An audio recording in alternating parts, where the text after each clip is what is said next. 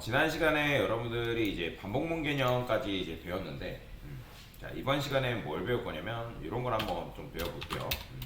자, 컨솔 클리어가 쓰고, 자, 여기다가 let i는 1, 그 다음에 let 다는 8이라 쓰겠습니다. 제가 8단을 출력하는 구구단을 한번 만들어 볼 건데, 여기다가 let i는, 그 다음에 i는 9, 그 다음에 i 뿔뿔 뭐 이런 식으로 적어주시고요. 자, 콘솔 로그에서 자 i 이렇게 하면 그냥 단순히 1부터 9까지 출력하는 코드가 되는 거죠. 그죠? 근데 여기다가 여러분들이 뭐 단 쓴 다음에 플러스 곱하기 플러스 그 다음에 i 그 다음에 플러스는 플러스 단 곱하기 i 자 이런 식으로 써주면 여러분들이 이제 9구단을 이렇게 출력할 수 있죠. 9구단 8단을 이렇게 손쉽게 출력할 수 있는데 자 근데 자 이렇게 출력하는 게 좀 불편하지 않나요? 그죠? 요 포맷이 너무 불편해요. 처음에 이제 요 프로그램 언어를 배우시는 분들은 요게 이제 너무 어렵다. 그러니까 지금 문자열과 그 다음에 바뀌는 부분과 바뀌지 않는 부분을 더해가지고 합치는 요런 새로운 문자열을 만드는 요 방식은 너무 불편해 보인다는 거죠. 자, 그래서 이 자바스크립트에는 뭐가 있냐면 템플릿 리터럴 문법이라는 게 있습니다. 템플릿 리터럴 문법. 자, 이게 뭐냐면 기존에 이렇게 썼던 거를 나는 그냥 이렇게 출력하고 싶다. 그러니까 8 곱하기 1 형태로 8 곱하기 1 뭐뭐로 형태로 출력을 하고 싶은 거죠. 그래서 8 곱하기 1은 8. 근데 이렇게 하면 8 곱하기 1만 당연히 이제 여러분도 아시겠지만 9번 나오겠죠. 그런데 자, 템플릿 리터럴 문법은 어떻게 쓰냐면 기존에 여러분이 따옴표로 감쌌다면 얘를 백틱으로 감쌉니다. 백틱. 자, 백틱이라는 거는 여러분들 왼쪽 키보드 위에 이제 ESC 키 바로 밑에 물결 표시 있는 부분 있죠. 그걸 이제 Shift 누르고 이제 백틱을 누르면 물결 표시인데 그냥 Shift를 누르지 않으면 그냥 이렇게 나오는 점 이런 걸 뭐라고 하냐면 백틱이라고 합니다. 백틱. 백틱. 그래서 백틱을 이용해서 문법으로 이제 사용할 수 있는데 그러면 어떻게 쓰냐? 자, 여기다가 달러 쓴 다음에 중괄호 이런 식으로 쓰게 되면 내가 어떤 값을 치환해 가지고 쓰는 게 가능하다라고 보시면 됩니다. 그래서 이렇게 쓰게 되면 지금 나오죠, 그죠? 그러니까 단이라는 값이 치환이 된 거예요. 자, 저기다가 달러 한 다음에 i 값 그러면 어떻게 된다? 1부터 9까지 나오는 걸 볼 수가 있고요. 보이죠? 그 다음에 얘는 그럼 어떻게 써주면 돼요? 달러 쓴 다음에 단 곱하기 i 이런 식으로 그러면 이렇게 위에처럼 쓰는 것보다 이게 좀 더 뭐예요? 훨씬 더 나은 방식인 거죠. 그렇죠? 그래서 여러분들도 앞으로 템플릿 리터럴 문법 그냥 쓰시면 되고요. 템플릿 리터럴 문법은 그냥 별거 아니에요. 그냥 백티어로 감싼 다음에 내가 치환해야 될 값을 여기 달러 한 다음에 중괄호 감싸가지고 이제 어떤 특정 값을 넣으면 그 값이 치환돼가지고 문자열로 변환된다라고 여러분들이 생각하시면 될 것 같습니다. 이게 템플릿 리터럴 문법인데 자 여튼간에 자 이런 식으로 우리가 이렇게 8단을 출력을 했긴 했지만 자 근데 이제 누군가 여러분들한테 뭐라고 하냐면 야 8단 출력하는 거를 5번 좀 해봐 라고 한 거예요. 자 여러분들 8단 출력하는 거 5번 할 수 있을까요 없을까요? 할 수 있겠죠? 어떻게 하면 돼요? 요 그냥 이렇게 해가지고 복사해서 이때 8단 출력해주고 그 다음에 이때도 3번, 3번, 4번, 5번 자 이렇게 하면 여러분들이 손쉽게 뭐 할 수 있어요? 8단 출력하는 거 5번 할 수 있죠. 근데 자 코드에 뭐가 발생했죠? 중복이 발생했다. 자 자바스크립트도 결국에는 이제 객체 지향 프로그램 언어라고 얘기를 하는데 객체 지향 프로그램 언어에서는 어떻게 하면 중복을 최소화할지 염두를 두고 만든 언어란 말이에요. 자 그런데 이런 식으로 중복이 발생하는 건 좋은 거다 나쁜 거다? 굉장히 좋지 못한 거다. 그래서 코드라는 거는 짧으면 짧을수록 좋고 중복이 없으면 없을수록 굉장히 좋다라고 보시면 되는데 자 그러면 어떻게 하면 요거를 중복을 최소화시킬 수 있을까 고민을 해본 거예요. 자 그래서 여러분들이 생각 끝에 어떤 걸 만들어내냐면 이런 걸 생각을 합니다. 바로 함수라는 거에 대해서 생각을 하는데 자 여기다가 펑션이라 쓴 다음에 자 프린트 그 다음에 8단이라고 쓸 거예요. 8단 자 그 다음에 요거를 잘라내게 해서 요 안쪽에다가 이런 식으로 집어넣는다 라고 여러분들이 생각하시면 될 것 같습니다. 자 그러면 지금 이게 바로 뭐 한 거냐면 여러분들이 함수를 정의한 거다라고 보시면 됩니다. 자 함수는 정의하는 것과 그 다음에 이제 실행하는 걸로 나뉘는데 함수를 정의했다 해가지고 이 정의된 함수가 실행되는 건 아니에요. 자, 여러분들이 함수를 정의했으면 뭘 해야 되냐면 해당 함수를 실행시켜줘야 되는데, 자, 자바스크립트에서 함수를 실행하는 게 바로 요겁니다. 그냥 함수를 정의한 그 함수 이름을 여기다가 그대로 쓰는 거. 자, 이게 바로 뭐다? 함수 실행이다 라고 보시면 돼요. 자, 함수의 특징에 대해서 간단하게 설명드리면, 함수는 정의되어야만 사용 가능하다라고 이제 보시면 되고요. 자, 그 다음에 함수를 정의했으면 실행해야 한다라고 여러분들 이해를 하시면 돼요. 그래서 함수라는 거는 요거를 함수 정의 또는 함수 선언이다라고 얘기를 합니다. 자, 그러면 이런 식으로 하면 여러분들 프린트 팔단을 한 번 출력할 수 있고, 자, 한 번 더 쓰면 프린트 팔단 몇 번? 2번 출력할 수 있다. 보이죠? 한 번 더 하면요, 당연히 3번 출력할 수 있겠죠. 자, 그러면 이걸 여러분들이 이런 식으로 쓰게 되면 총 5번을 출력할 수 있지만, 자, 우리가 이거를 5번 쓰지 않고도 5번 쓰는 방법이 있을까요? 있죠? 어떻게 하면 될까요? 반복만 누르면 되는 거예요. 폼은 여기다가 let i는 1, i는 5, i 뿔뿔 이런 식으로. 자, 그 다음에 이런 식으로. 자, 이렇게 쓰게 되면 여러분들이 뭐 한 거다? 프린트 8단을 지금 5번 실행시켜준 거다 라고 보시면 돼요. 한 번, 2번, 3번, 4번, 5번. 자, 그래서 이런 식으로 내가 함수를 뭐 한다? 5번 실행하는 것도 가능하다라고 보시면 될 것 같습니다. 자, 그래서 함수를 이렇게 쓸 수 있는데, 함수는 참고로 여러분들이 이름을 다르게 하면 함수를 몇 개든지 여러 개 선언하는 것도 가능하다라고 보시면 돼요. 자, 그런데 제가 여기다가 이렇게 써볼게요. 이런 식으로 쓰고 여기다가 구라 썼어요. 자, 그러면 구라 쓰게 되면 자바스크립트는 여기서 맨 마지막에 나온 함수를 인식을 해버려요. 인식을 해버리기 때문에 지금 구로 바뀌었죠, 그죠?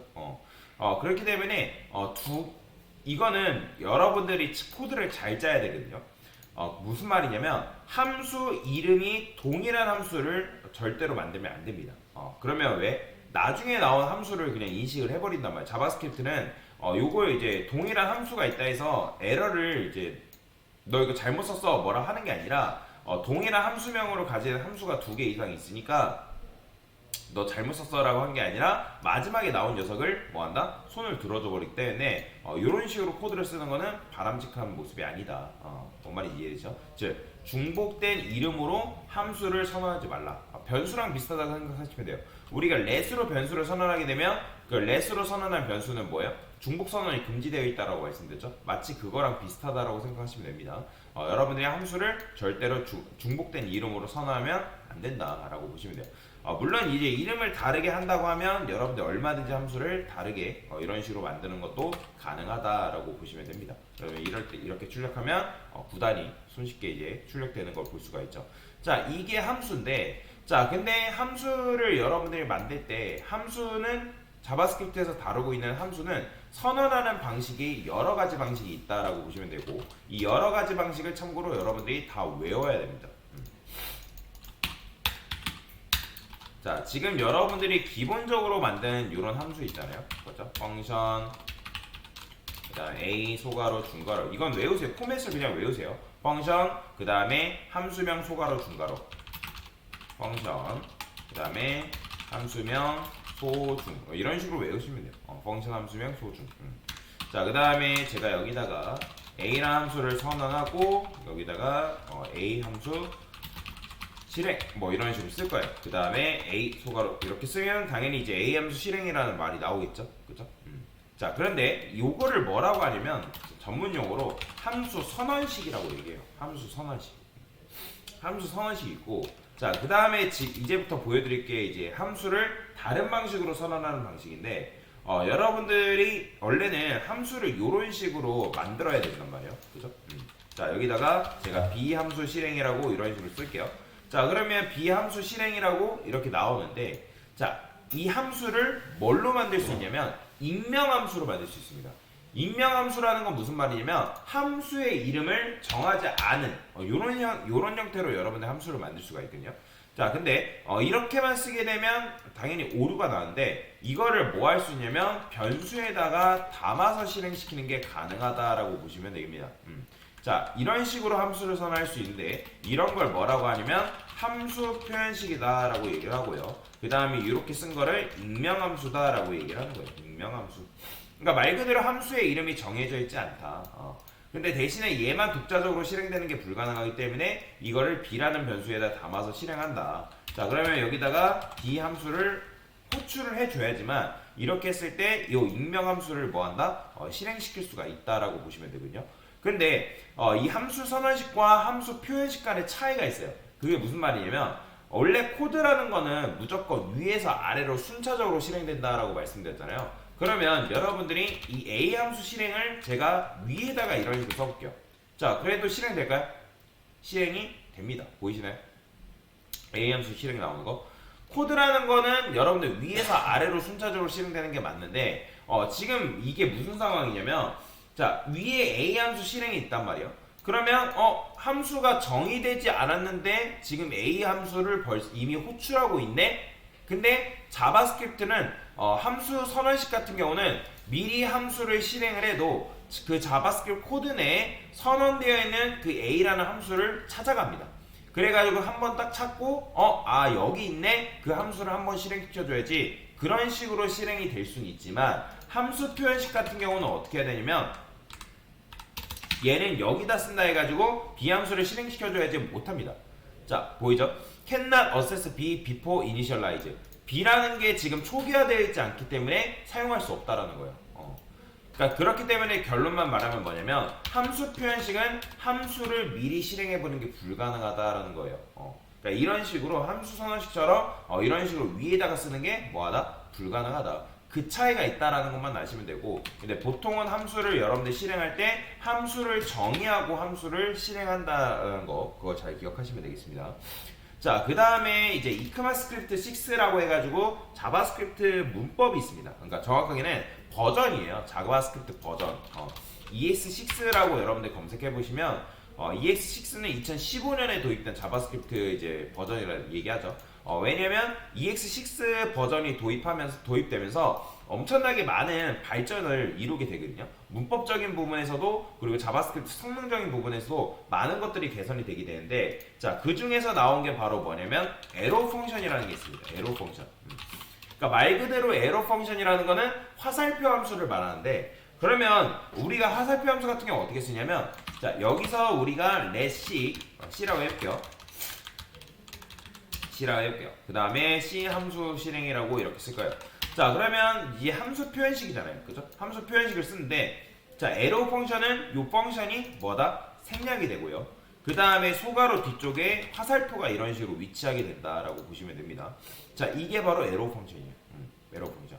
그래서 익명함수가 있던 것 중에 펑션이 날라가고 그 다음에 소괄호 그 다음에 여기 화살표가 온다라 해가지고 이걸 뭐라고 한다? 익명함수다라고 얘기를 하고요.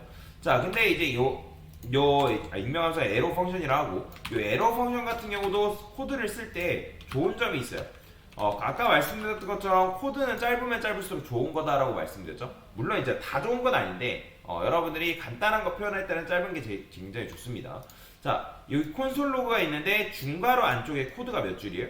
한 줄이죠. 그죠? 한 줄짜리. 자, 중괄호 안쪽에 코드가 한 줄이면 이 중괄호가 생략이 가능합니다. 그냥 이렇게 한 줄짜리로 코드를 이렇게 써도 된다라고 보시면 될 것 같아요. 표현이라고 생각하시면 되고요. 그 다음에 중괄호 안쪽에 코드가 한 줄이면 뭐다? 중괄호 생략 가능이다 라고 여러분들이 생각하시면 될 것 같습니다. 자, 그래서 정리를 해봅시다. 함수를 사용하는 이유가 뭘까요? 그러니까 말 그대로 내가 이거 해당 코드를 조금 더 손쉽게 사용하기 위해서, 그리고 중복도 최소화시키기 위해서 함수를 사용하는 거고요. 그 다음에 여러분들이 함수를 쓸 때 함수 선언식이 있고 함수 표현식이 있는데, 함수 선언식 같은 경우는 이 둘의 차이는 뭐다? 얘는 함수를 위에서 선언해도 함수를 실행할 수 있다라는 거, 그 차이밖에 없습니다. 당연히 이제 익명함수로 함수를 써야 된다는 거, 그 차이도 있긴 하죠. 그죠? 자, 얘 같은 경우는 그 함수를 미리 실행하고 실행하는 게 되지만 얘 같은 경우는 함수를 미리 실행해 보는 게 안 된다라고 보시면 되고요. 그 다음에 에러 펑션 같은 경우는 펑션이 날라오고 그 다음에 소괄호, 그 다음에 화살표가 이렇게 위치하는 걸, 자 이걸 뭐라고 한다? 이런 걸 에러 펑션이다 라고 얘기를 한다 라고 여러분들이 이해를 하시면 되겠습니다. 자 그래서 다시 한번 정리해 봅시다. 함수의 특징, 그죠? 그 다음에 세 번째, 함수는 함수명을 다르게 한다면 여러 개의 함수를 정의 및 실행하는 것이 뭐하다? 가능하다. 자, 그 다음에 함수명을 중복해서 선언하지 말아야 한다. 그러니까 왜 그럴까요? 그냥 헷갈리기 때문에 그래요. 이 개발하는 사람들 또는 이제 퍼블리싱 하는 사람들이 헷갈리기 때문에 요거는 웬만하면 하지 말라라고 말씀을 드리는 겁니다. 자, 그래서 함수 선언식이 있고 그 다음에 함수 표현식이 있다라고 말씀드렸죠. 그래서 함수 선언식 같은 경우는 뭐다? 얘는 함수 실행을 먼저 작성하고 그 뒤에 함수를 정의해도 해당 함수를 실행하는 것이 가능하다라고 보시면 되겠습니다. 가능하다. 그 다음에 함수 표현식 같은 경우는 그게 안 된다 했죠. 그죠? 함수를 정의하지 않고 함수를 실행을 먼저 작성한다면 오류가 난다. 왜? 해당 함수가 정의되어 있지 않게.